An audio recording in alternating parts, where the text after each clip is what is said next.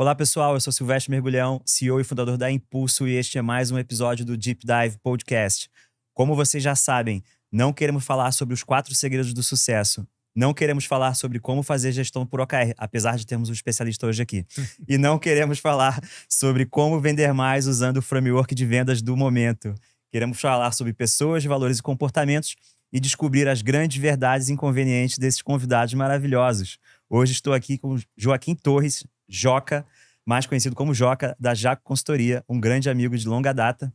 Joca, como você sabe, eu sou fissurado por valores, pois foi a partir da definição dos meus valores que eu passei a tomar decisões de formas mais fáceis na minha vida, e eu também consegui analisar profundamente como foram as decisões do meu passado, né? E eu queria saber já de você, conta um pouquinho pra gente quais são os seus valores e como você usa eles no seu dia a dia. Legal, Bem-vindo. legal. Poxa, primeiro obrigado pelo convite, né? A gente já se conhece há tanto tempo, já fez várias coisas juntos. É bem legal estar aqui, tô bem feliz. E gostei desse formato diferente aqui da gente ir nos temas que a gente não costuma abordar normalmente por aí. Então, mais uma vez, obrigado pelo Vai ser, convite. vai ser muito divertido o Com dia de hoje. certeza, com certeza.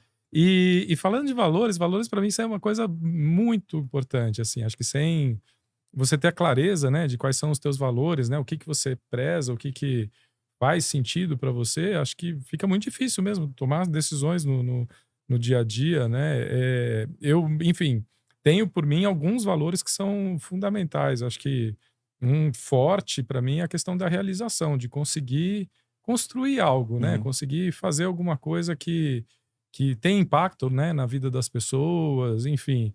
Tenho pautado, né, não só minha carreira, mas vida pessoal também, nessa questão de realizar, de construir, enfim, né, na vida pessoal, tenho uma filha, está fazendo 18 anos agora, escolhendo faculdade, poxa, é uma baita realização, né, você acompanhar né, essa evolução toda, né. E me leva, obviamente, para o segundo valor, que é exatamente a questão da evolução, né. Acho uhum, que estarmos constantemente buscando, evoluir, aprender, eu não consigo desconectar a evolução de aprendizado, né. Eu sou um acho que a única coisa que eu sei fazer direito é estudar, é aprender. Eu gosto muito de fuçar, de aprender coisas, e acho que evolução e aprendizado andam muito junto. Não tem como você evoluir se você não estiver constantemente refletindo, né, sobre as coisas uhum, que a gente faz e vendo o que que foi bom, o que que foi ruim, que caminho que você poderia ter tomado. Isso tudo passa pela questão do aprendizado. E por fim, acho que o terceiro, extremamente importante para mim, é a questão da compaixão, de ajudar pessoas, né? Tanto que nessa linha, né, de valores, tem um livro muito bacana do Clayton Christensen, que é o do Innovator's Dilemma, né? É um professor, enfim, de Harvard, ali, bastante conhecido nos temas de inovação, e ele escreveu um livro um pouquinho diferente, que é Como Você Mede a Sua Vida, né? É super interessante esse livro, e aí nesse livro uma das coisas que ele fala é que a gente deveria usar algum desses conceitos do mundo corporativo na vida pessoal também, né? uhum, Ele falou que, enfim, viu vários dos colegas deles, muitos colegas com uma vida bacana, mas muitos colegas com uma vida absolutamente fora da definição de sucesso ou de uma boa vida, separados, trabalhando, sei lá, 20 horas por dia, enfim, sem um balanço, né, de vida pessoal e vida profissional. E aí ele falou: "Poxa, por que que a gente não usa esses princípios, né?" E aí uma das coisas que ele fala, além da questão da definição de valores que você trouxe, é a definição de um propósito de vida, né. uhum, Qual é o teu grande propósito ali de vida? Isso foi uma coisa que eu defini há algum tempo atrás, né, o meu propósito é ajudar as pessoas a criarem produtos melhores, né, através uhum. da minha experiência, enfim, Escreveu dos livros meus sobre isso, aprendizados, inclusive. aí acabei escrevendo livro, mais recentemente comecei a dar aulas, enfim, que é o que eu tenho feito, né, Uhum, agora nessa minha carreira mais de consultoria. O principal é uma questão de dar aula, de treinar pessoas, de capacitar pessoas, uhum, enfim, sobre gestão de produtos, desenvolvimento de produtos, transformação digital, ajudar elas a tirar mais proveito da tecnologia, né. Então, que eu acho uhum, que tem um pouco a ver com questão de compaixão mesmo, né, de colocar as outras pessoas ali, uhum, até em primeiro lugar ali, colocar o meu, eh, enfim, não sei se dá para dizer sucesso, mas enfim, o que eu consegui construir ao longo da minha carreira toda, mais de 30 anos ali de carreira executiva, colocar isso à disposição das pessoas, né? Uhum. E entendi perfeitamente, assim, desde a época que eu conheço você, né, parece que todos esses valores estão conectados com aquilo que você vem fazendo e vem trilhando, Que né? legal, que legal. Então, e fazer a consultoria como você faz, as aulas como você faz, ter escrito os livros que você escreveu, Uhum. né? Já são uns 2, né? 4. 4, né? 4. Então, tô desatualizado. Já foram 4. É, tem a ver com realização, tem a ver com a evolução, né? Não só a sua própria, mas o desejo de evoluir as Sim, demais, né? sim. Tem a relação com compaixão. Realização também é um grande forte meu, né? Legal. Empreendedor. É. Tem sempre um quê de realização. E eu acho que uma coisa que eu nunca falei, acho que eu nunca comentei publicamente, é sobre propósito. Eu já falo muito sobre valores, Uhum. mas sobre meu propósito pessoal, eu acho que eu nunca comentei, mas não é porque eu não tenho definido. O meu é tornar a vida mais simples, e não só a minha, mas as que Que estão ao legal, meu redor, né? que legal. E isso tem a ver com a Impulso, né? Que é a forma como a gente lida com a gestão de profissionais, né? Legal. E na minha vida pessoal, inclusive dentro do mundo físico, assim, na minha casa, por exemplo, né? Eu tento ser minimalista por uma questão de simplicidade, né? De ter Sim, menos gestão, de ter menos sim, manutenção, sim. de ter menos coisas que eu tenho que me preocupar na vida, sabe? Perfeito, Né? perfeito. E aí são coisas, né, que eu compartilho, né, com pessoas Que próximas, né? legal, que legal. Acho que você vai gostar desse livro. Boa, depois eu vou dar uma olhada. Boa, Realmente, esse boa. daí eu não conheço. O É, Innovators Dilemma já super é famoso. super famoso, fora de série. Né? E aí, falando sobre evolução, aprendizado, né, e que tem a ver com skills, né? Uhum. Vamos falar um pouquinho sobre mad skills, aquelas habilidades muitas vezes fora de contexto, mas que a gente consegue aplicar no ambiente profissional ou vice-versa. No caso do livro que você acabou de citar, da vida É, profissional para a vida pessoal. é. Né? Você tem hobbies e que te trazem algumas dessas mad skills? Eu tenho alguns hobbies. Eu acho que um deles que traz um bad skill, né? Acho que é a questão da natação e maratona aquática, né? Eu faço provas de natação em águas abertas, enfim, esse fim de semana mesmo estava na travessia ali do canal de Ilhabela, 3,8 quilômetros ali, e gosto muito, assim, toda hora que tem uma possibilidade eu faço, já fiz provas bem grandes, de 24 quilômetros nadando, dá umas 6 horas nadando, e eu acho que o que me traz, assim,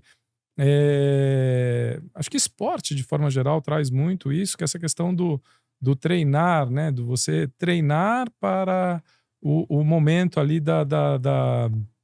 né? Da prova, enfim, do Uhum. acontecer, o evento ali. Eu acho que tem muito isso. Acho que tem essa questão do treinar, do se capacitar, né? Do colocar isso à prova, entender o que aconteceu, o que deu certo na prova, o que deu errado, como treinar para aquela situação específica. Enfim, já encontrei provas onde tinha, sei lá, águas vivas, provas onde tinha correnteza contra, e como é que você nada numa situação dessa. Enfim, são vários aprendizados que acho que transpõem para a vida, enfim, empreendedora de forma geral, né? Situações adversas, que são coisas que Isso, acontecem, né? exatamente. Uma necessidade de treino constante, Exatamente. Você está né? De preparação. constantemente se preparando, constantemente pensando na preparação. Isso é Uhum. uma coisa importante que, às vezes, as pessoas acabam deixando de lado. Uma coisa é o treinar, outra coisa é o treinar de forma consciente, que é o quê? Você não só treina, mas você pensa, poxa, estou fazendo o movimento da melhor maneira possível, né?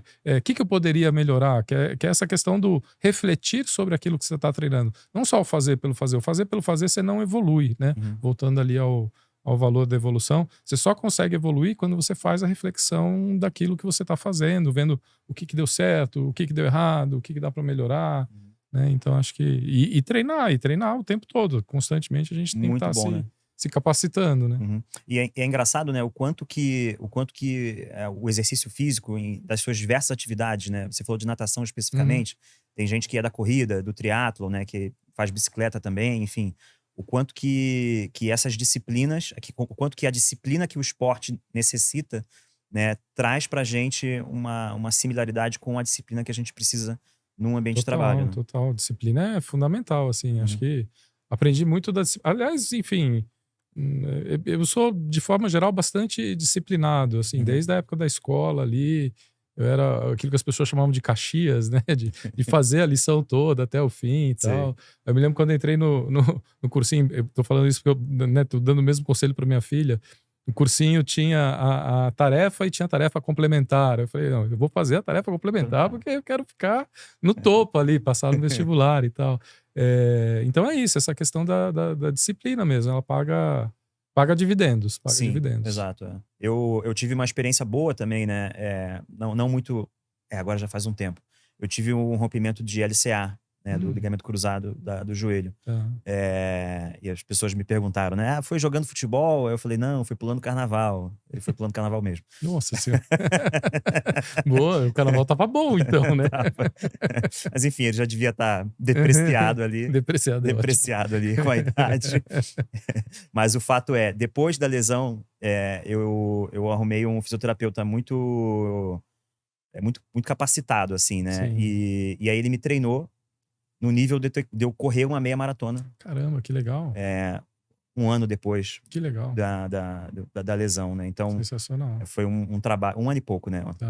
Um ano depois que o trabalho começou, né? Porque eu tive um período de recuperação, onde eu não podia realmente fazer imobilidade, nada, né? de mobilidade, recuperação de movimentos, e aí depois de estar habilitado para voltar a fazer exercício físico, eu consegui fazer uma meia maratona logo Que depois. legal. Legal. Então foi.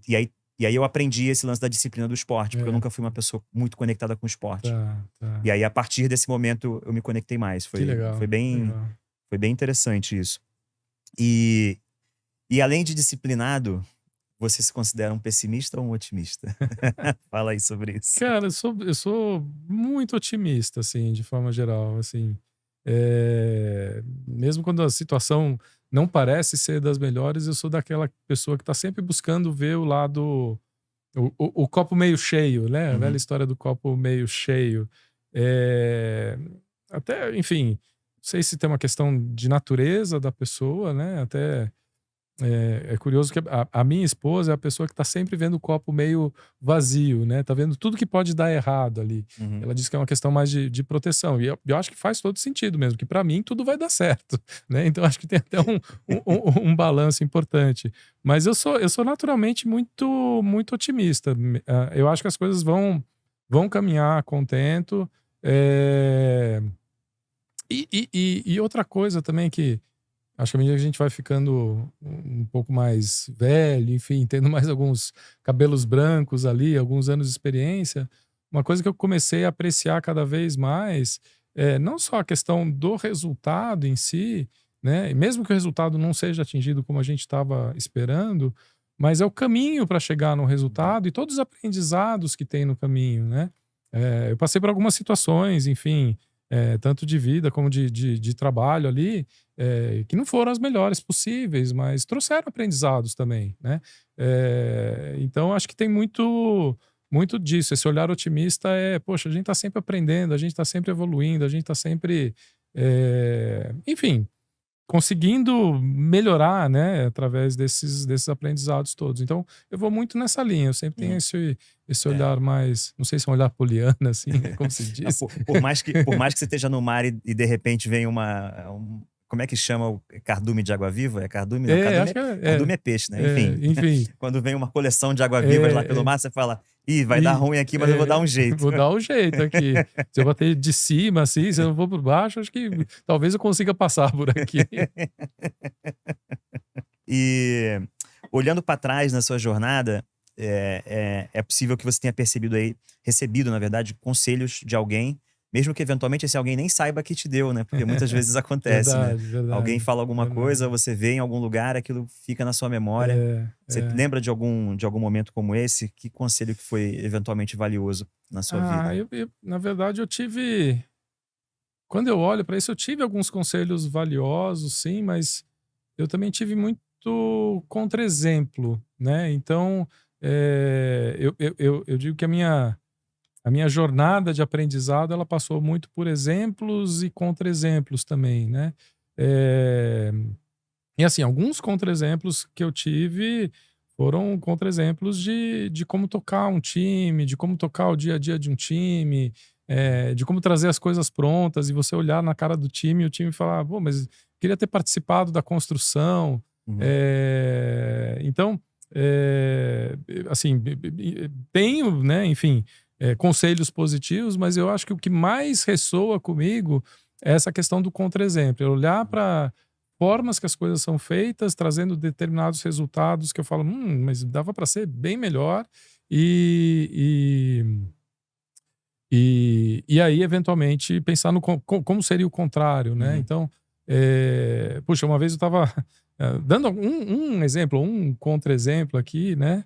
Estava vendo uma pessoa de fora, uma pessoa, enfim, né, que nunca tinha lidado com times de desenvolvimento de produto no Brasil, né? Só Europa, Estados Unidos e Sim. tal. Tinha experiência, mas uma Tinha experiência num outro experiência, mas contexto. experiência em outro contexto. E aí, enfim, foi colocado na posição de liderar esse time brasileiro e tal. Uhum. E aí ele veio para o Brasil, né, para, enfim, fazer um off-site, passar ali 3 dias ali junto com o time, ele conhecer em 3D, né, sair do 2D ali. E aí no primeiro almoço, assim, a pessoa começou a ficar desesperada, porque o pessoal passou, ainda mais era uma quarta-feira, feijoada, né? Então, 2 horas e meia de almoço, 3 horas de almoço. E a pessoa começou a ficar desesperada, falou, mas tem que trabalhar. Eu falei, então, isso aqui que está acontecendo é trabalho, né? Uhum.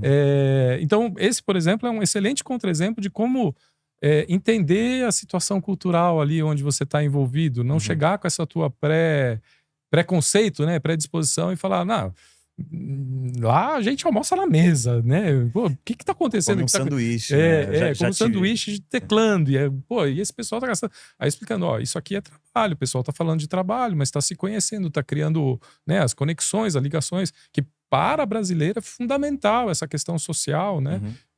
Então isso aqui vai dar frutos, não do jeito que você tá pensando, vai dar frutos. Confia, né? Então. E esse é um contra-exemplo que me acendeu uma luzinha. Poxa, cuidado em situações internacionais, respeitar a cultura local, né? Como é que as pessoas trabalham. E é muito comum em empresas que se internacionalizam, né? Seja qualquer contexto, inclusive do Brasil indo para fora. Eu já ouvi Isso. algumas startups, né, que cresceram muito no Brasil, começaram a expandir para a América Latina, e mesmo dentro da América Latina tiveram mudanças significativas nesses contextos Total, culturais, né? total. Então não é só porque estamos todos na América Latina que somos iguais, somos né? iguais Ao de fato. ao contrário. Cada um tem sua Exato. particularidade e saber respeitar. E assim, em última instância, até outro dia eu estava conversando isso com a minha esposa, e ela falou, em última instância, cada pessoa tem sua própria cultura, né? Uhum. Se você for levar ao extremo, né? Você acabou de falar dos seus valores, eu falei dos meus. Cada pessoa tem a sua cultura e a gente tem que saber respeitar isso, né? Somos seres autônomos, né? Exato. E isso me relembra até de uma verdade inconveniente. Já vou citar aqui a minha, né? Que é assim, eu em algum momento da minha vida, que eu já não lembro exatamente quando foi, eu realizei que eu não consigo me colocar no lugar de ninguém. O que é diferente de não ter empatia, né? Perfeito, E aí, perfeito. por que eu não consigo me colocar no lugar de ninguém? Porque eu não vivi a vida que a pessoa viveu. Isso, Eu não vivi os traumas que ela viveu. Perfeito. Eu não tenho os valores que ela teve. Eu não tive a família que ela teve. Exato. Eu não estava no contexto dela. Exato. O que não quer dizer que eu não possa imaginar, né, e perguntar para me conectar de alguma forma com aquela realidade. Mas aí o conceito de me colocar no lugar do outro saiu, assim, sumiu. Pronto, Então, quando alguém me pergunta, você não sabe se colocar no lugar do outro, eu falo, não, mas deixa eu te explicar. É isso. É por isso que eu digo que eu não posso me colocar no lugar no outro, mas eu consigo ter empatia e me conectar. Muito legal. Muito bom. E lembrando que esse episódio está sendo gravado em São Paulo, por isso que a feijoada é na quarta-feira. Porque se fosse no Rio de Janeiro, a feijoada seria na sexta-feira. Olha só, não sabia disso. Você não sabia? Não. Aqui em São Paulo é quarta e sábado. Não sei se no Rio é sexta e sábado. No Rio, na verdade, é a partir de sexta, né? Ah, é a partir. É a partir de sexta. Excelente. Aí, a sexta-feira é certo. Excelente. Aí alguns restaurantes colocam no sábado, outros também, colocam no domingo. Aí pronto, fechado. Boa. As culturas locais, né? É isso aí, exato. E vamos falar sobre mudança, né?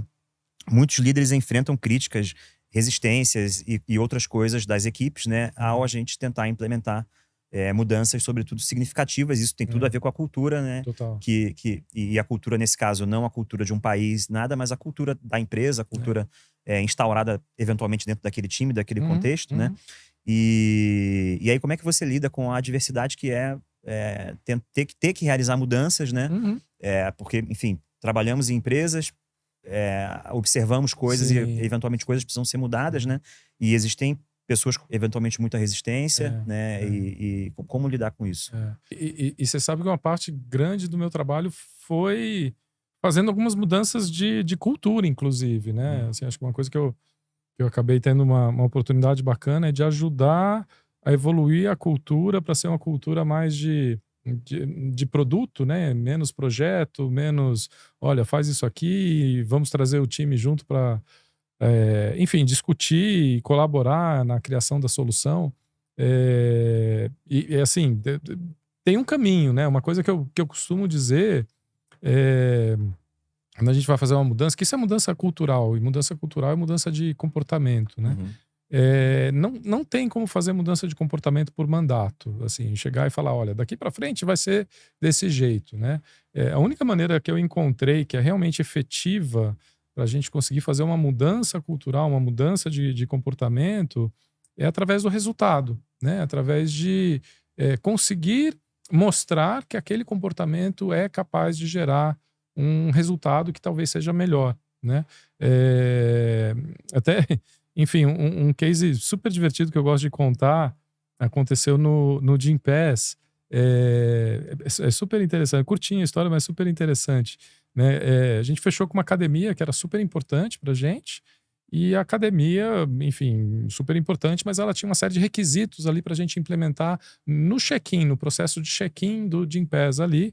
Precisava dar um aceite num termos e condições, enfim, porque era uma questão jurídica bem crítica ali para aquela empresa. E ela queria que a gente mudasse o nosso fluxo de check-in. E mudar o fluxo de check-in ia ser algo que ia levar ali alguns, enfim, semanas, talvez um mês ali. E aí a gente falou com a pessoa de vendas, né? Porque a pessoa de vendas falou: não, o cliente precisa disso, sem isso não implementa. Falou: não dá pra gente sentar junto com a cliente, vamos bater um papo, né?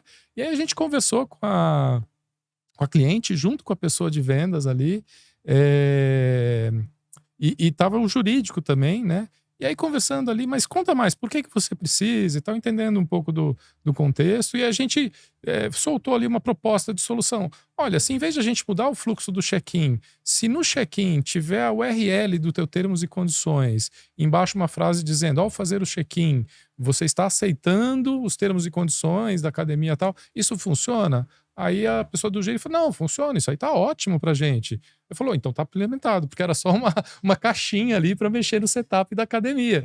E aí quando a pessoa de vendas viu isso, assistiu ela começou a entender essa coisa, pô, leva o problema, não leva a solução pronta, né? Então mudança de comportamento passa muito por isso, por mostrar o resultado que aquele comportamento pode gerar. E a partir daí as pessoas de vendas do Gympass começaram a trazer as coisas. Olha, o cliente pediu isso aqui, mas não sei se é a melhor solução, tá? O problema que quer resolver, ou seja, começou a mudar o comportamento ali, né? E essa história, né, de, pô, me traga o problema, não me traga a solução, né, é muito boa. Porque, sobretudo para quem é técnico, e eu me coloco na posição de técnico ainda, apesar de não exercer mais, né, mas um dia fui programador, né? Essa mania de chegar com a solução, né? Total, isso é muito comum e muito mais comum, assim, quase tão inerente a nós que a gente já chega tentando solucionar os problemas e solucionar antes de conhecer profundamente os problemas, né? Então... E é pior ainda, não só solucionar, mas a primeira solução, né? Você chega um problema parcialmente resolvido, né? Ou parcialmente discriminado. E aí a gente é tão solution driven, né?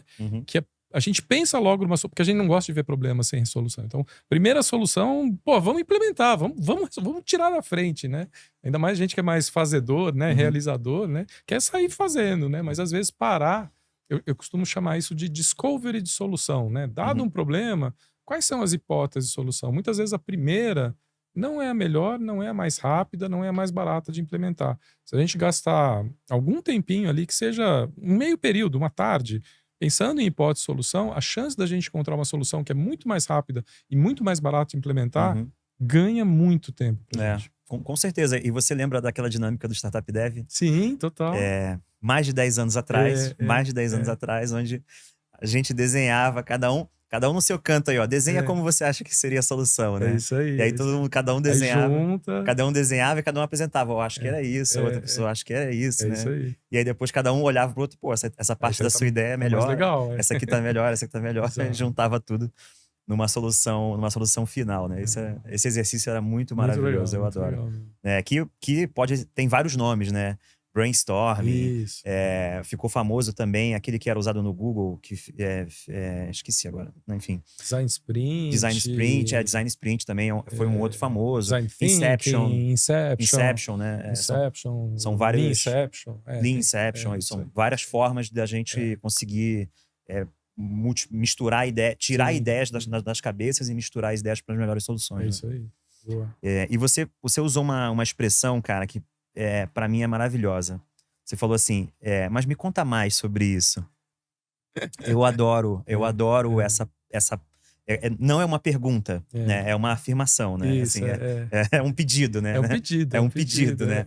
Mas é um pedido que enseja uma resposta. Exato. Né? E essa frase, me conta mais, é uma das frases que me ajudou e me ajuda, na verdade, até hoje. Foi uma prática, uma técnica, digamos assim, que eu uso para me conectar com as pessoas. Perfeito. Né? Então, ao a pessoa emitir uma opinião, expressar alguma coisa para mim e através de eu ter um interesse genuíno em me conectar com a pessoa e entender o contexto e o ponto de vista dela, eu falo, pô, mas me conta mais. É isso aí. É isso aí. E traz muita coisa assim inesperada ali. Inesperada, exato. E aí muitas vezes acontece, né, a pessoa dizer, não, mas é que isso aqui me deixa chateado. Aí eu falei, tá, mas o que é chateado nesse sentido? E aí a gente vai puxando o fio. Vai puxando o fio. Qual que é a tua definição de chateado? Qual a sua definição de chateado? É isso aí. Então isso vai puxando o fio da meada ali e a gente vai conseguindo entender de fato o que está acontecendo. E aí, não existe, como eu falei, o se colocar no lugar do outro. Exato. Mas existe o entender o contexto profundamente, né? É isso. Que é empatia, entender o contexto como um todo. Exato. Exatamente esse ponto. Muito bom. E os psicólogos usam muito desse tipo de prática para as pessoas conseguirem se abrir, né? Sim. Nas consultas e tal. E aí, então, falando sobre isso, vamos falar agora sobre transparência, né? Quais limites das transparências, sobretudo dentro do nosso mundo corporativo, né? Do que a gente tem que abrir, até que ponto a gente tem que abrir e que tipo de coisas faz sentido ou não abrir com as nossas equipes, qual a profundidade e normalmente em momentos de crise, onde quando você não dá muita informação, as pessoas criam naturalmente histórias mirabolantes e normalmente totalmente desconectadas da realidade. Isso foi uma coisa que eu aprendi há algum tempo atrás, né? Que quando a mensagem ela é incompleta, ela é preenchida enfim, com a imaginação das pessoas, e na grande maioria das vezes ela é preenchida com não só informações que não são verdade, mas com informações negativas que depreciam, que fazem o famoso faz o bicho ficar muito maior do que ele é. E aí, assim, eu tenho cada vez mais preferido o máximo de transparência, assim. Eu sou da transparência absolutamente extrema. Acho que facilita para a gente lidar com todos os temas, né? Então, teve uma vez, enfim, em uma empresa que eu estava, decisão de board ali, a situação está complicada porque os juros impactou a nossa previsão de crescimento e vamos ter que cortar. Joca, dá uma olhada aí na tua área, você vai ter que cortar 40%. Aí eu falei... Pô, 40% não é 10, né? 40% é um número significativo. Significativo. Eu falei, beleza, eu não vou fazer isso sozinho. De jeito nenhum. Eu vou chamar a minha liderança ali e vou abrir para eles e a gente vai desenhar junto. E aí a gente desenhou, aí a gente inclusive acabou desenhando até uma tática, né? Enfim, se eventualmente alguém passar por uma situação como essa, uma tática que eu dou beleza, desenha os 40%, mas desenha cenários, né? E reduzindo 10, reduzindo 20, reduzindo 30 e reduzindo 50, né? Qual que vai ser o impacto disso? O que é importante é desenhar o impacto dessas reduções, né? Ou seja, o que a gente vai ter que deixar de fazer? Porque com o time como está hoje, a gente faz um tanto de coisa, a gente atinge um tanto de resultados, mexe com um tanto de temas. Se a gente tiver que reduzir, a gente vai ter que cortar alguns temas. Não vai dar para olhar. Não é cobertor que a gente, né, estica ali. A gente vai deixar de cobrir algumas coisas. Então, deixar isso explícito e apresentar. E aí eu construí isso junto com o meu time. Eu não construí isso sozinho, né? Inclusive, eu recebi o feedback de uma das pessoas do meu time falando: eu não queria ter participado disso aqui, mas eu entendo porque você me trouxe e agora eu agradeço por ter estado aqui, que foi uma oportunidade de aprendizado. Mas eu não queria ter passado, porque é uma situação de crise, uma situação ruim. Você vai ter que tomar decisões em relação a algumas pessoas, né? Mas eu sou da linha da transparência extrema, assim. Eu acho que o máximo possível que seja permitido, né, compartilhar. Tem algumas questões que, por lei, não é permitido compartilhar. Enfim, principalmente companhia aberta, tem uma série de questões ali que você não pode compartilhar porque favorece investidores e tal. Enfim, tem a razão de ser ali. Mas acho que fora disso, né? E até isso é uma coisa que eu tenho aconselhado algumas pessoas, porque é uma prática que eu faço também, né? Compartilhar números, né? Assim, até compartilhar publicamente. Em alguns casos, você não precisa necessariamente compartilhar o número. Você pode compartilhar o percentual de crescimento, você pode compartilhar o gráfico do jeito que ele está. Arranca fora o eixo Y ali, né? Que tem os valores. Então, você não sabe de quanto para quanto cresceu, só sabe que cresceu ou diminuiu. Né? Então, existe até algumas estratégias para ser transparente e mostrar o teu ponto sem necessariamente quebrar a confidencialidade da empresa. Né? Então, para mim, transparência acho que é uma ferramenta fundamental, inclusive de gestão, de liderança ali. Não, perfeito, super importante. E isso que você falou, né, de ter tomado a decisão, né, de envolver toda a sua equipe, né, é uma decisão difícil, né? Mas é aquele tipo de decisão que é melhor que seja feita a difícil. Sim. Acho que todo mundo cresceu, né? Eu, do meu lado, como líder ali, envolvendo o time, o time inteiro, né? As pessoas ali que estavam me apoiando ali, elas propuseram situações que eu sozinho jamais iria conseguir. E todas elas entenderam aquilo como, sim, uma situação difícil, uma situação de crise, mas uma situação de grande aprendizado também, né? Boa. Quando é que o senso comum não tem uma resposta efetivamente correta? Como a gente faz, né? Exemplo, né? A gente tem agora os carros elétricos invadindo, né, todos os países do mundo, né? Inclusive a Europa já abolindo em muito breve, né, a produção de carros com motor a combustão, né?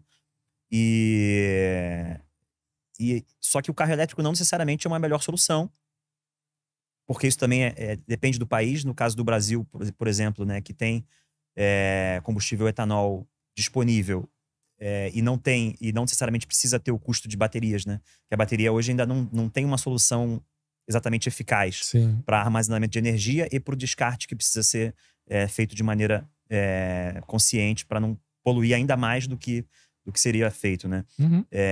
Só que as pessoas, em muitos casos, né, simplesmente agenda ESG, agora o carro elétrico que é o mais limpo, e esquece que tem que fazer uma análise é muito mais profundo do que simplesmente dizer é mais limpo, porque existe um contexto, né? E existem alguns estudos que eu não vou ter acesso aqui agora, mas a gente pode depois dar uma pesquisada e colocar na descrição do episódio, que mostram que se você produz carro a etanol, você tem quase CO2 zero. Porque o crescimento da cana absorve o CO2 que depois vai ser jogado no ambiente. Então, assim, tipo, não faz necessariamente tanto sentido no Brasil. Talvez faça sentido em alguns lugares da Europa e tal. Como é que faz? Aí eu vou ser cancelado agora por causa dessa. Vamos falar, estão defendendo carro a combustão. Combustível mas fóssil. Até o álcool, eu acho que ele polui menos, né? Pelo que eu... Enfim, do pouco que eu sei, eu acho que ele polui um pouco menos do que a gasolina. Mas, de qualquer forma... na verdade, assim, eu queria até trazer essa pergunta para um passo atrás, né? Por que hoje tudo é tão binário, né? Ou é isso ou é aquilo, né? Ou é carro a combustão, é carro híbrido, né? Mas aí não pensa, como você acabou de trazer, na questão do carro a álcool, né? E talvez tenha outras opções, né, de combustível que a gente não está estudando. Então, assim, eu enxergo assim cada vez mais as discussões que eu vejo, né? Não, porque é o Agile é tudo. Não, agora é cultura de produto é tudo. Não, por Uhum. que as duas não podem trabalhar junto para as coisas acontecerem, né? É, Então eu vejo muito isso, as pessoas querendo ter essa certeza absoluta e tomar um lado, né? Assim, escolher não, eu sou Como se desse fosse uma lado. verdade absoluta, Isso, né? exatamente. Quando, assim, a gente já deveria ter aprendido essa altura, né, do campeonato, que entre o 0 e 1 tem uma quantidade infinita de números, né? Uhum. E depois do 1 e antes do 0 Também. também, né? E a gente deveria entender essas possibilidades todas e conseguir Uhum. trabalhar com todas elas, né? No momento, a gente tem à disposição carro a gasolina, carro a álcool, né? Desculpa, carro a gasolina e carro elétrico, né? Mas tem os carros híbridos também, que fazem, né, um bem bolado dos dois, o melhor dos dois, né? Ele até carrega a bateria através da Uhum. combustão ali, enfim. Eu acho que a gente tem que. E aí volta para o começo da nossa conversa, a questão da constante evolução, né? A impressão que me dá é quando a gente toma um lado, né? Essa vontade que as pessoas têm de estarem corretas e escolherem um lado, isso passa até por questão de eleição, né? Não vou entrar nessa seara, mas até questão de eleição, direita, esquerda, né? É, poxa, é maior do que isso, né? Acho que a vida, de forma geral, ela é maior do que só um lado ou outro, só uma opção ou outra. Acho que Uhum. tem. E a gente deveria saber melhor a essa altura da vida que existem várias opções e vários caminhos. Isso é uma coisa que eu, na verdade, é, enfim, passei anos e anos em algumas empresas, né? 4, 5 empresas ali. E mais recentemente estou nesse mundo de consultoria. Cada empresa é uma empresa diferente. Não dá para chegar ali e aplicar a mesma coisa para todo mundo. Cada Uhum. empresa tem um contexto Contextual. diferente, e tem que existir essa adaptação. Então, Uhum. é, eu enxergo cada vez mais que a gente tem que ter Uhum. essa capacidade de enxergar as coisas por diferentes ângulos e É, não tomar uma verdade é. absoluta e escolher um partido e sair defendendo esse. Isso, e contextualizado dentro Ex- daquele espaço, dentro daquele ambiente, né? Exato, exato, É aí total. que aí você ganha mais conexão efetiva com aquilo que tá precisando ser Exato, feito, né? No exatamente. caso das empresas, por exemplo, pô, mas a empresa já testou isso no passado? Já testou aquilo no passado? É. Qual o histórico do time, Exato, né? exato. Qual o histórico da empresa? Uma empresa moderna ou uma empresa de 100 anos, Exato, né? exatamente. Tem várias coisas que É. podem impactar. Que é a mesma coisa que você falou. Na Europa, carro elétrico talvez possa fazer super sentido. No Brasil, a gente tem a alternativa do carro a álcool, que pode ser algo, enfim. Contexto, de novo, né? Contexto, situação energética daquele Uhum. país, daquela região, às vezes, né? E sabe o que eu vejo também, Joca, nessas discussões de preto e branco, 0 e 1, Uhum, né? uhum.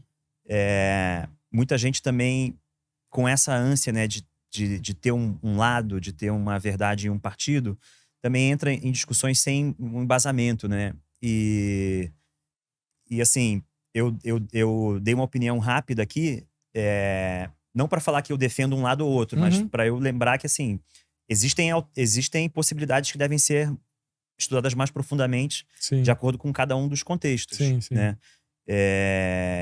E as pessoas nessa ânsia de ter a verdade tomam eventualmente decisões, né? E aí juntando um pouco o ego, o orgulho, né? Aí quando abraça, não quer soltar mais, não, Total. não importa quanto informação chegue aqui, e Fica meio fica lá, cego, fica né? meio cego, É, meio, é, meio, é. meio preso, sabe? Nessa, Total, nessa coisa. total. E aí são discussões rasas, né? No final, no final Que não, das contas. que não ajuda a gente a evoluir, né? É, Não ajuda a gente a não evoluir. ajuda a evoluir. E muita gente me pergunta, pô, mas você defende o quê? Eu falo, cara, eu não tenho argumentos e fatos para defender nenhum dos lados, assim. É, Minha intuição mostra um pouco isso aqui, mas sinceramente não é isso com isso que eu trabalho. exato, Não necessariamente eu exato. posso dar uma informação muito relevante É, aqui para esse contexto, né? exato. E deixa eu te contar a história dessa logo aqui que tá na nossa É TV. linda. O Deep Dive é uma brincadeira, né? Um trocadilho com o meu sobrenome, né? Mergulhão. Com certeza. com o objetivo, né, de fazer, né, um mergulho profundo, Muito né? bom, O muito podcast que bom. mergulha profundamente em nossas mentes, né? Sensacional. E Curti, um mergulho curti. profundo. E aí você tem, né, ali o homem, né, mergulhando, né, ali no Uhum. centro.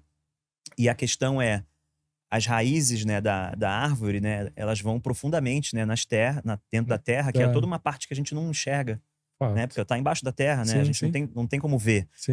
Mas não é porque a gente não vê que elas não existem, elas estão lá, Boa, né? boa. E quanto mais fundo a gente vai em nós mesmos, mais eventualmente a gente tem a capacidade de florescer para Ah, cima da legal, terra, muito bom, né? muito bom. Então Sensacional, essa é a muito brincadeira legal. dessa Deep dive dessa mergulhão, logomarca. excelente. Muito bom, Muito muito bom. bom. E vamos falar de coisas legais aqui, cara. Me fala coisas que te enchem de energia. Ah, boa. Que me enchem de energia, assim, eu sou uma pessoa tipicamente introspectiva, assim, né, assim, eu tenho total consciência disso. Então, assim, eu preciso do meu tempo sozinho, não tem como fugir disso. Uhum. Esse tempo sozinho, ele é essencial, assim. Tem dias que eu vejo que minha agenda tá muito cheia, eu falo: "Ih, caramba, e cadê o meu tempo só meu aqui, né?" Porque Confesso que me dá uma ansiedadezinha às vezes quando eu vejo a minha agenda lotada.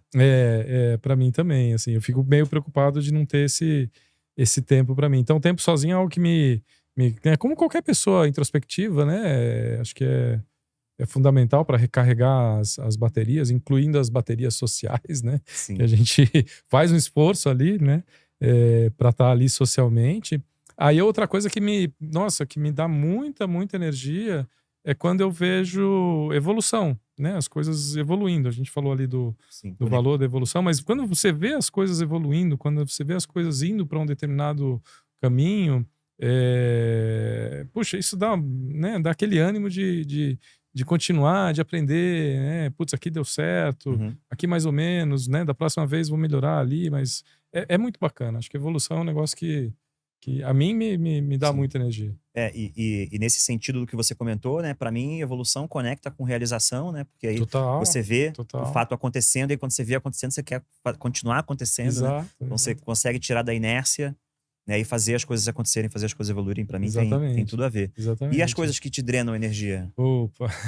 A gente falou um pouquinho, né, reunião.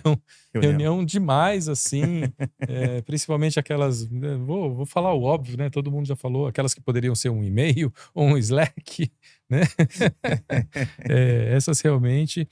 E nessas reuniões, às vezes, acontece um outro negócio que me deixa maluco, que é entrar em muito detalhe quando o big picture ali, né, a visão mais global ainda não tá bem definida, né.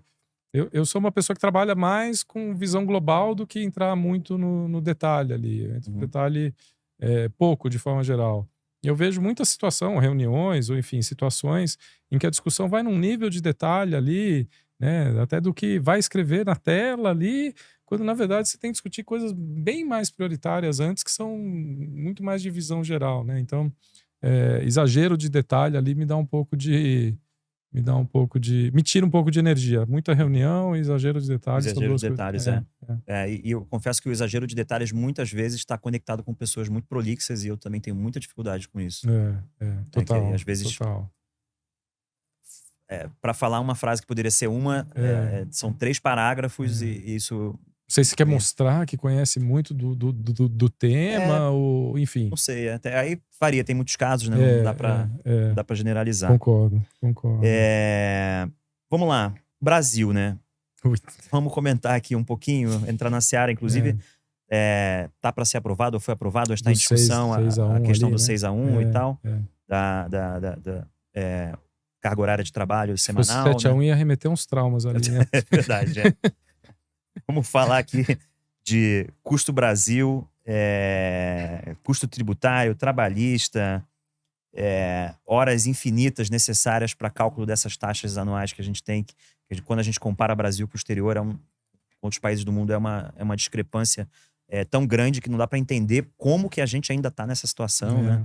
É, é. E a gente é realmente complexo no Brasil, isso é uma característica só nossa, isso é do mundo todo. O que você tem de experiência comparando o Brasil e mundo, que você possa compartilhar com a gente? Eu acho que isso é uma característica do Brasil, assim. Olhando pelo meu lado otimista, né? Isso obviamente é ruim, mas ele traz uma resiliência, uma capacidade de criar soluções para nós brasileiros que é não vista lá fora, porque lá fora você não tem esse nível de dificuldades, de complexidades. Então a gente acaba tendo que ser um pouco mais criativo ali, a gente acaba tendo que enfim, pensar em soluções bem criativas, mas é um tema, assim, seríssimo. Eu acho que dificulta muita coisa. Eu acho que, inclusive, acaba criando comportamentos ruins, comportamentos antiéticos ali, né? Enfim, brasileiro dando o jeitinho ali. Uma coisa é solucionar do jeito correto, outra coisa é solucionar do jeito do jeitinho ali. Vamos dar uma gambiarra ali. Uhum. Mas, especificamente no nosso mundo de desenvolvimento de produto, né? Tem 2 exemplos na minha carreira que são super interessantes ali, que trazem essa complexidade comparativamente, né? Dessa complexidade de fazer as coisas no Brasil versus lá fora. Então, na Lopes, ali, quando eu estava lá na Lopes, né? Em determinada hora eu descobri, me contaram ali que o mercado americano, todos os imóveis e todas as transações estão numa base de dados centralizada que todo mundo tem acesso. O que é maravilhoso, exatamente, é maravilhoso. Eu não sabia dessa informação. Isso faz todas as transações passadas, inclusive você consegue definir preço baseado ali nas informações passadas e tal. É aberto. Uhum. Como se fosse um cartório nacional Isso, que registrasse exatamente. todas as compras e vendas dos imóveis. E aqui no Brasil isso não existe, né? Assim, isso inclusive era um dos grandes diferenciais que a gente ali na Lopes enxergava, porque a gente tinha uma base de dados muito grande de transações comparado com startups com quem a gente competia. Mas, poxa, olha como o mercado imobiliário todo nos Estados Unidos dá um passo maior colocando essa informação, transparência de novo, colocando essa informação disponível para todo mundo, né? Eu acho que aí é uma questão, às vezes são as leis e o custo do Brasil, às vezes a complexidade do brasileiro mesmo, né? Da maneira de pensar da pessoa brasileira. Aí outro caso que foi engraçadíssimo, isso foi uma pessoa que me contou ali, ela estava conversando com o Marty Kagan, né, de produtos e tal, né, e aí explicando uma dificuldade. Ela trabalhava com produto contábil, que trabalhava com essas questões contábeis e fiscais aqui no Brasil, e aí ela falou para o Marty Kagan, poxa, mas como é que eu faço, né? Porque aqui no Brasil essas leis, elas mudam com razoável frequência. Ele perguntou, quanto? 5 em 5 anos? Não, toda semana. Ele virou e falou assim, olha, a solução para isso é você esperar um pouco e se estabilizar. Porque lá é estável, né? A gente está esperando, tem umas décadas. Aí, algumas décadas. Então, custo do Brasil é isso, são essas complexidades todas que às vezes são de complexidades da lei mesmo, né? Da burocracia brasileira, dos impostos, enfim, do tributário, trabalhista, essa coisa toda. E às vezes são autoimpostas mesmo. A gente mesmo faz a coisa ser um pouco mais complicada do que poderia ser. Você mesmo falou, né, do teu propósito de tornar as coisas simples, né, de simplificar. Eu acho que passa muito por isso. Acho que a gente tem não sei se é por viver nesse ambiente, a gente é acostumado a, né, um ambiente mais burocrático e tal. Se a gente já está acostumado a complicar de partida, né? E a gente deveria aprender a ver as coisas de uma maneira um pouco mais simples, né? Né? E engraçado, né? Porque tem muito... Você vê, né? Você pega um aplicativo de um banco tradicional, né? Que veio através da evolução, né, de um banco tradicional e pega um banco fintech mais moderno, que foi criado recentemente, né? E você vê a diferença de complexidade entre criação de conta, né? Isso está mais equalizado agora, afinal, muitos anos já se passaram. Os grandes bancos também estão se adaptando, mas assim, lá no começo você pegava discrepante, né? Exato. Você pega um banco digital, em 5 minutos sua conta está, menos de 5, na verdade, sua conta corrente está aberta a partir do celular, né? E a complexidade que era num outro banco e eles estão sendo regidos pelo mesmo Banco Central, então tem que seguir todas as mesmas regras. Então existe uma complexidade de um lado que está criada aqui só porque alguém quis criar, porque a legislação provavelmente não está regulando aquilo ali, né? Quase hereditário, né? Quase hereditário, exato. Eu voltei a empreender, né? Empreendi no começo da carreira e voltei agora, né? E uma das partes de empreender era abrir uma conta PJ. Eu sou cliente PF há muito tempo de um determinado banco. E aí fui falar para esse banco, preciso abrir uma conta PJ. Ah, tranquilo, é só você ir até a agência e tal, não sei o quê. Eu falei, sério? Na agência? Isso há 3, 4 anos Aham. atrás, enfim, acho que foi um pouquinho antes da pandemia. Foi 2020, 2019, 2020. Eu falei, sério?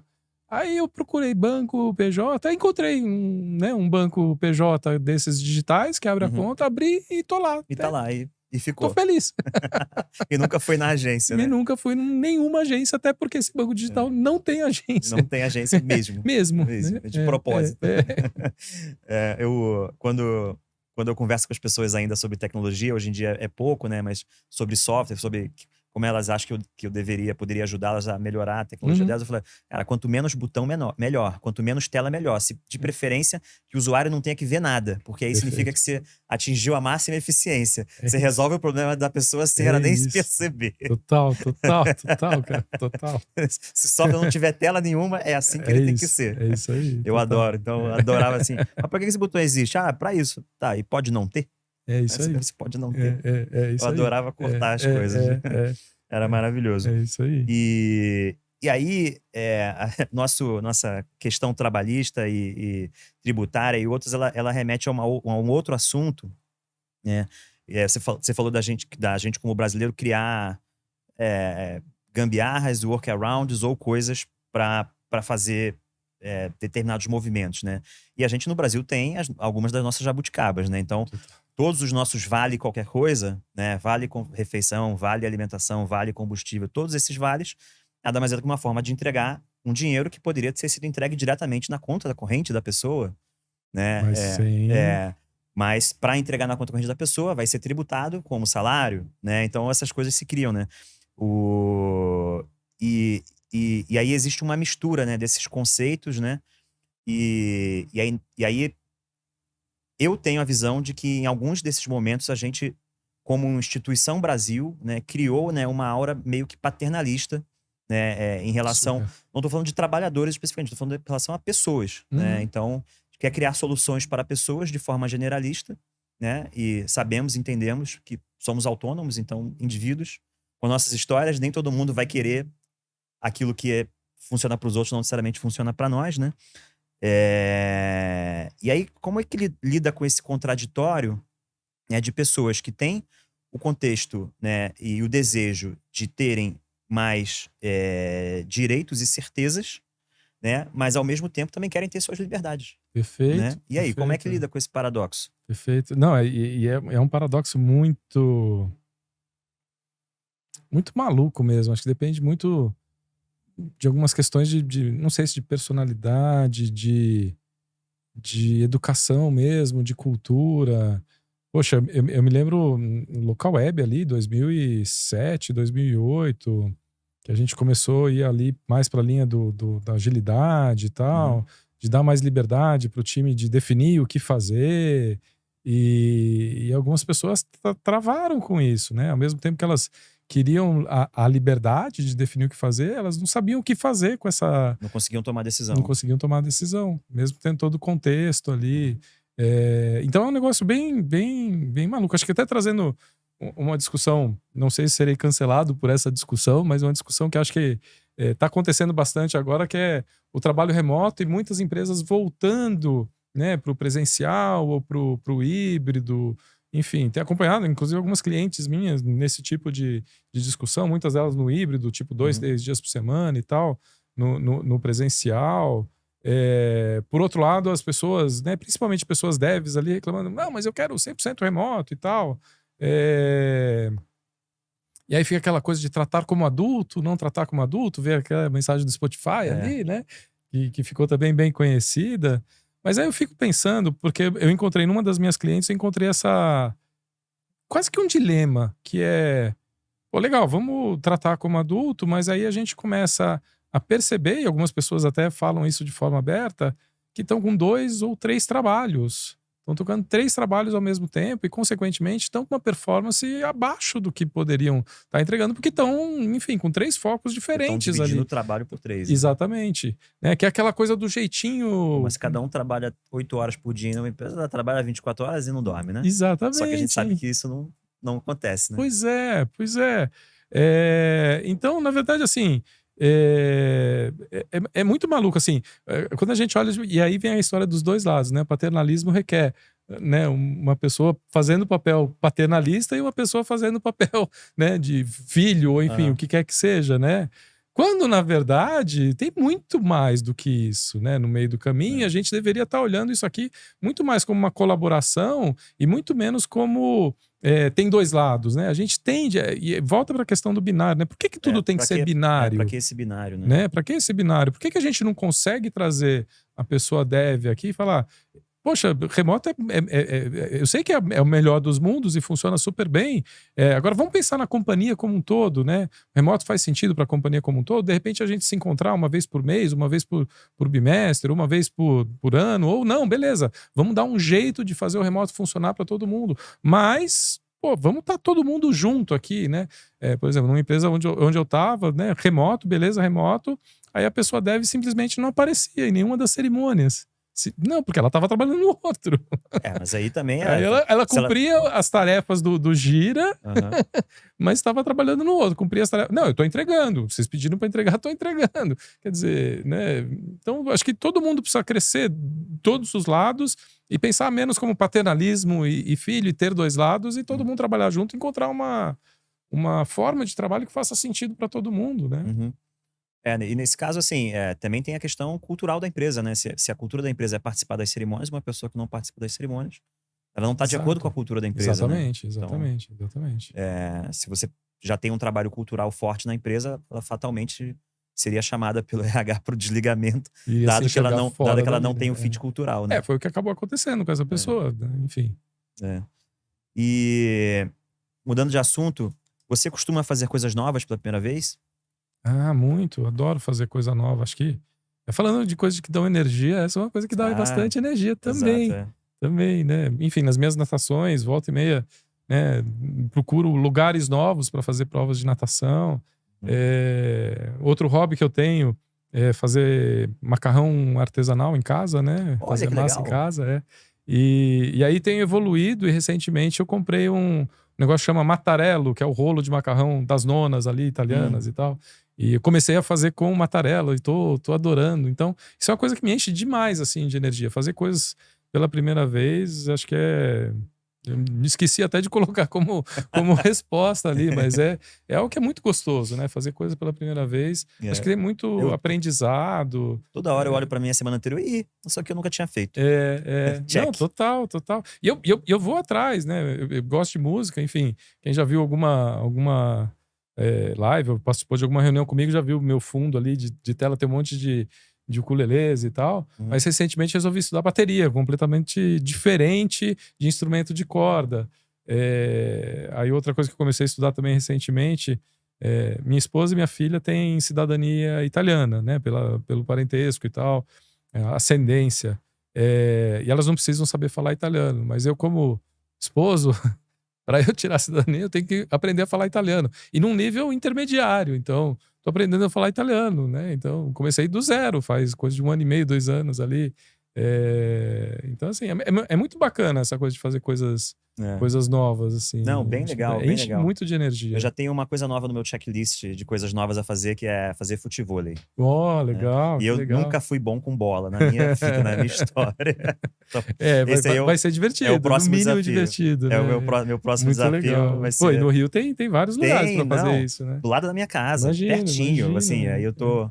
Assim que acabar agora coisas de final de ano, que minha agenda de trabalho ainda tá um pouco acelerada aqui. Quando esvaziar um pouquinho, aí eu vou lá começar a fazer as aulas de futevôlei na praia. Que legal. Pô, top. Muito bom. Top. E agora vamos lá para pergunta potencialmente canceladora. Que opinião que você tem que é potencialmente canceladora, além de todas que a gente já conversou hoje? Muito legal. O que você quer compartilhar com a gente? Se eu já não fui cancelado até agora, agora é a deixa, né? Vamos lá. Na verdade, assim, não sei se acho que não é nem uma opinião, assim, é mais uma constatação que eu gosto de trazer, e algumas pessoas olham até com alguma estranheza, mas em relação às metodologias ágeis, né? Eu acho elas ajudaram a gente a dar passos muito importantes para frente, mas a gente precisa prestar atenção porque ela foi feita 2001 ali, enfim. Final da década de 90. Final da década de 90, mas o ponto não é a questão temporal. O ponto é as pessoas lá, os 17 signatários, né, do Manifesto Ágil, se a gente olhar o que elas estavam fazendo à época, nenhuma delas estava trabalhando com produto. Todas elas estavam trabalhando com projeto, estavam trabalhando em empresas de software sob demanda, desenvolvendo software sob demanda para os seus clientes. Ou seja, o cliente pediu, naquela época não tinha app, mas pediu um site assim, faz um site assim. Pediu um site assado, faz um site assado. Era isso que eles faziam. Tanto é que, se você olhar no Manifesto Ágil, eles dizem: estamos buscando melhores maneiras de fazer software e aprendendo enquanto isso, aí criar os princípios ágeis e tal, né? Ou seja, eles estão buscando melhores maneiras de fazer software. Melhores maneiras é um olhar para processo, é o processo de desenvolvimento de software. E existe uma diferença muito grande quando a gente troca essa palavrinha melhores e põe ela em outro lugar, que é: estamos buscando maneiras de fazer o melhor software. A gente muda a palavrinha de lugar, a gente muda completamente. Uma coisa é o processo, a outra coisa é o resultado do processo, que é o quê? O produto, né? Então, o que eu tenho falado cada vez mais é: o ágil, ele foi e continua sendo muito importante para melhorar a forma como a gente faz software, mas a gente precisa mais do que o ágil. O ágil vai até um determinado ponto. Ele foi criado por pessoas que trabalhavam em desenvolvimento de software sob demanda, então o foco era processo de desenvolvimento de software. Quando a gente quer melhorar o resultado desse processo, aí a gente tem que pensar numa cultura de produto, né? Com os princípios ali de desenvolvimento de produto, de foco em resultado, foco em entender o problema antes de sair implementando a primeira solução. Discovery e a iteração em cima da solução, né? Exatamente. Aí, que é muito diferente de projeto, uma coisa, né? Envolve usabilidade também, envolve discovery do mercado, né? Em relação ao mercado. Exatamente. Que foi...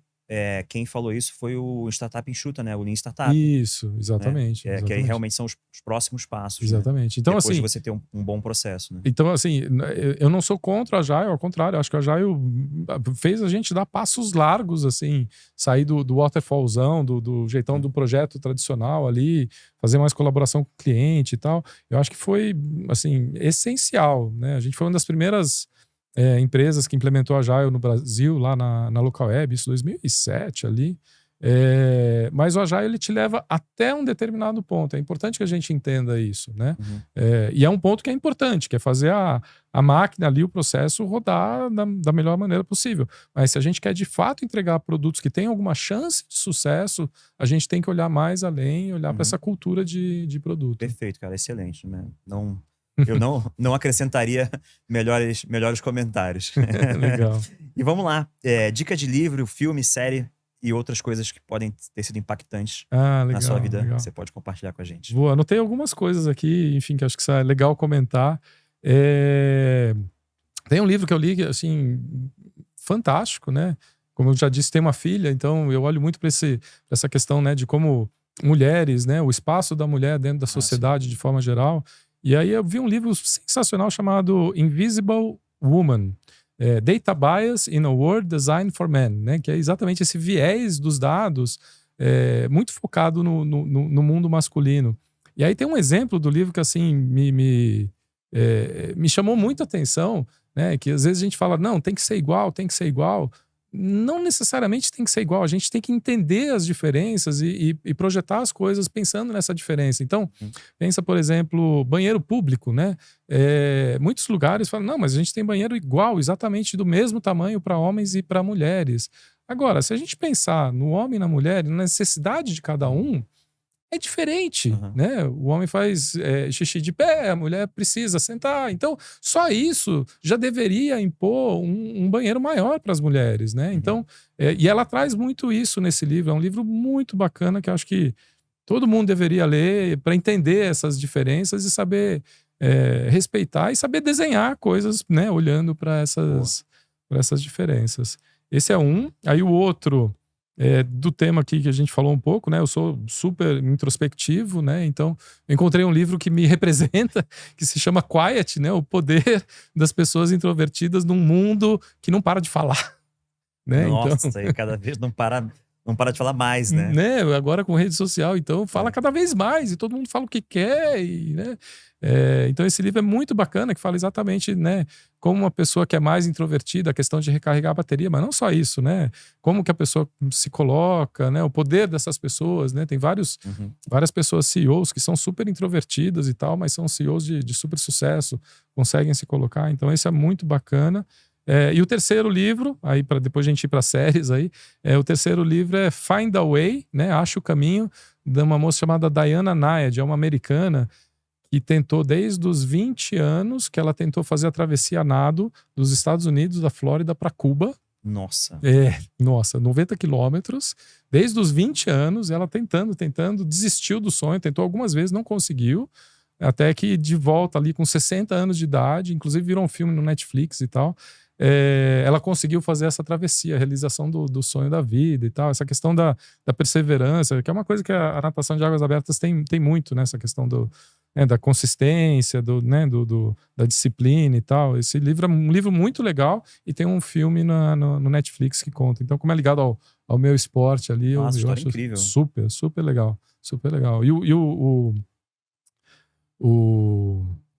o filme é sensacional, com duas atrizes assim incríveis, a Jodie Foster e uma outra, mas a Annette Bening. Duas atrizes assim sensacionais. Vale a pena, vale a pena. Aí só pra falar de filmes e séries, eu sou tracker, assim, gosto muito de Star Trek, assim, demais. Desde da série antiquíssima ali, que eu assistia quando era criança e tal. Achava sensacional. Acho que muito por essa questão da ciência, de descobrir coisas novas. Sempre curti demais, acompanho muito. E aí duas séries recentes mais voltadas para a questão de família, que eu achei incríveis. This Is Us, que é uma série sensacional, que conta a história de uma família ali, né, desde o nascimento das pessoas até vida adulta. E agora, em função do meu estudo de italiano, uma série incrível, que na verdade é baseada num livro que foi escolhido como o melhor livro do século XXI. Se chama A Amiga Genial, que é de novo contando uma história de duas amigas ali, desde a infância até a idade adulta, virou uma série também. E é um livro incrível. Então, enfim, algumas coisas aí que eu curto muito. Você assistiu Interestelar também, o filme? Assisti, nossa, incrível. Também adoro incrível, esse né? baita filme. Filmaço Baita demais. filme. E eu que sou pai de menina, ainda dá uma conexão extra ali, né? Nossa, incrível. É muito incrível, realmente. Muito top. E falando em livro, a Impulso, né, ela trouxe para o Brasil o Sentir e Responder. A gente foi responsável por fazer a tradução do original, né, do livro do Gottlieb, né? Do Jeff e do Josh. Pessoas incríveis também. A gente, na época do lançamento, alguns anos atrás, a gente fez uma live com eles participando. Foi impressionante, assim. Os caras realmente conhecem muito da coisa. E o Sentir e Responder tem tudo a ver com essa questão da evolução dos produtos também, né? Sim. Não só dos produtos, porque o livro fala sobre serviços também, né?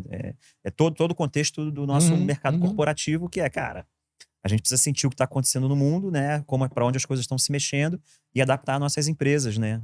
A esse contexto para a gente evoluir e os nossos negócios continuarem se modificando de acordo com o mercado, né? É o livro que eu costumo dizer que todo gestor deveria ter lido antes da pandemia começar. Isso aqui é presente para você. Muito obrigado. Nossa, que legal. Com certeza, uma parte considerável desse conteúdo você já tá careca de saber. Mas sempre bom ler sobre uma nova perspectiva, né? Exato, então é um livro que para pessoas que estão nesse contexto ainda do ágil, mas não entenderam o contexto da adaptação, ele pode ter um conteúdo bastante relevante para esse pessoal dar esse próximo passo. Então, recomendo bastante. Boa. Obrigado, muito obrigado. E quem que você acha brilhante, assim como você, que deveria estar sentado nessa cadeira para participar desse podcast? Tem muita gente muito mais brilhante do que eu, imagino que é isso. Mas, enfim, quando eu vi essa pergunta, eu pensei numa pessoa muito querida, que eu tenho acompanhado a evolução dela de carreira, né? E hoje ela está como CEO, ela começou no marketing, enfim, de uma empresa que faz software para escritórios de advocacia e departamentos jurídicos. A empresa chama Aurum. E hoje ela está como CEO dessa empresa, mas ela começou assim, pequena na empresa, como uma pessoa de marketing, depois assumiu a área de marketing. E ela é uma pessoa super incrível, chama Marcela Quinti. Acho que vocês vão ter uma conversa muito legal, viu? Muito legal, ela é uma pessoa bem querida. Muito bom. Pode ficar tranquila que a gente vai te procurar, viu? Seu Boa. momento jabá. Fala aí da Jaco. Ah, legal. Então, a Jaco, na verdade, é uma empresa que já existe há 12, 13 anos, né? Mas é algo que eu fazia muito part-time ali, né? De ajudar outras empresas a fazerem produtos melhores, enfim, fazer mentoria e tal. E aí, num determinado ponto ali da minha carreira, meados de junho ali, eu comecei a pensar, pô, será que eu não deveria fazer isso full-time, né? Porque eu consigo ajudar mais empresas ao mesmo tempo. E aí, desde então, eu estou dedicado full-time nisso, né? Sou solopreneur, né? Empreendedor solitário ali. Tem algumas pessoas que me ajudam ali em alguns temas específicos ali, mas o produto em si sou eu e o meu conhecimento, né? E basicamente o que eu faço é isso: é capacitação, treinamento, mentoria. Em alguns casos específicos eu faço diagnóstico de visão de produto, diagnóstico de estrutura de time. Estou com 2 clientes agora que eu estou ajudando exatamente a ver estrutura de time, como organizar melhor o time para atingir lá os objetivos, atingir a visão de produto. Então o que eu tenho feito é isso. Excelente. E como vocês já sabem, a Impulso é uma People Tech especializada no aumento da capacidade e produtividade de empresas tech. A Impulso também apoia o projeto chamado Rio Memórias. Esse projeto visa manter viva a história do Rio de Janeiro, sobretudo da cidade do Rio de Janeiro, mas que em muitos casos se confunde com a história do nosso país, né? Porque muitas coisas aconteceram lá. E esse projeto tem um podcast, inclusive é a parte que eu mais gosto. Já tem umas 4 temporadas, se eu não me engano. Legal. E cada episódio conta uma história, a parte de pesquisa feita por pesquisadores que foram profundamente nos temas. E é um podcast mega bem produzido, com como é que fala isso? Sonorização? Sonorização, efeitos sonoros. Assim, muito legal mesmo. E conta sobre vários episódios da história do Brasil, desde a época dos portugueses, quando eles chegaram aqui. Né? Fala sobre a primeira fundação do Rio, a segunda fundação do Rio. Várias revoltas que aconteceram no Rio de Janeiro, especificamente. Cara, imperdível, eu recomendo muito assistir os podcasts lá do Rio Memórias. E consultar a galeria online, o repertório todo online que eles têm no site. Legal. A Impulso também tem a Vanguarda, que é uma comunidade para lideranças, então recomendo muito, uma comunidade gratuita para lideranças, então recomendo muito também dar uma olhada lá, eventualmente as consultorias que você faz, você vai poder indicar pessoas que são líderes dentro das empresas, para que elas participem da comunidade, onde tem trocas riquíssimas, né, entre profissionais, não necessariamente só de tecnologia, tem pessoas de RH e eventualmente de outras áreas, eles trocam figurinhas, a gente faz matchmaking, tem eventos online, eventos presenciais eventualmente também. Legal. Então vale muito a pena dar uma olhada também na Vanguarda. Boa. Joca, muito obrigado. Foi um prazer estar com você. Imagina. Obrigado você pelo convite, adorei a conversa. Então é isso, pessoal. Obrigado e até a próxima.